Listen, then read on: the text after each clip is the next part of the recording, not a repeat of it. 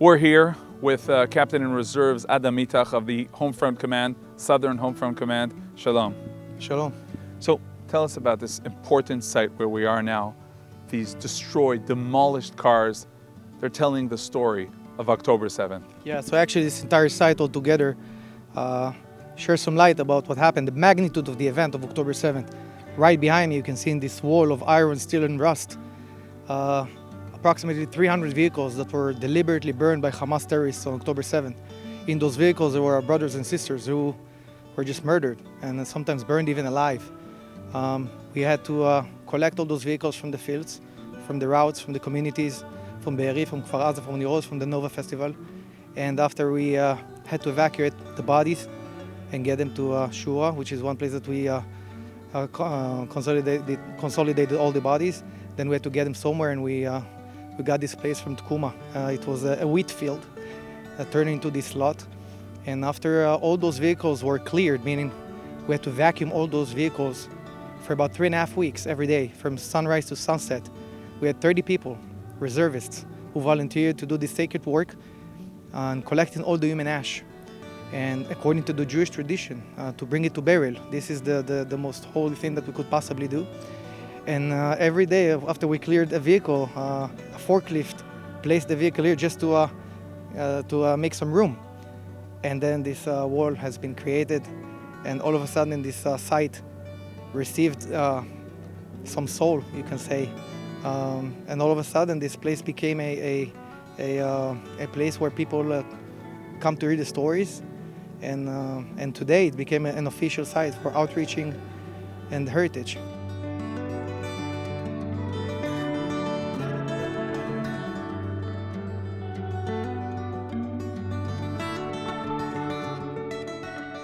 You decided to present also the vehicles of the enemy. Correct. We have just a couple of pickup trucks. It's a Dodge Ram it's a monster of a vehicle and comes out shining from the dealership. But what the Palestinian terrorists did with this vehicle is to make it to a complete war machine, where they put a bulletproof shield, and they just made a copycat of the ISIS vehicles that we've seen in Iraq and Syria back in those days.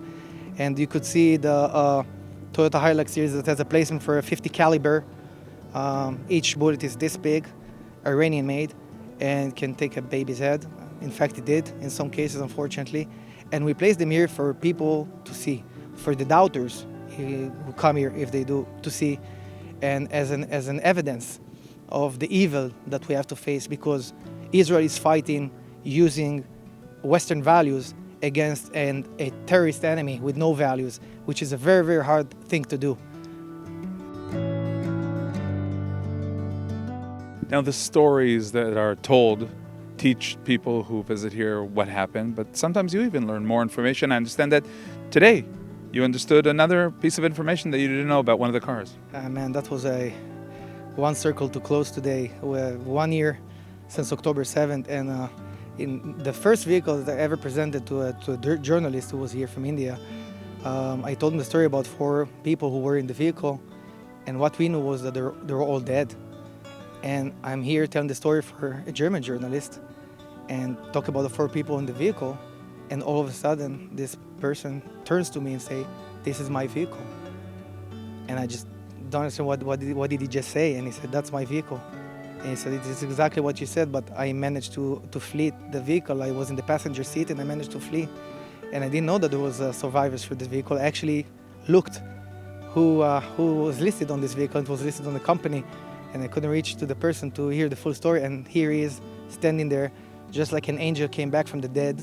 So even though he didn't have face and a name, for me it was just a person that we as Jews, as Israelis, we just earned another soul who turned out to be alive. And I heard the full story from him. Turned out that 2 of his brother-in-laws was with him in the car, and they died.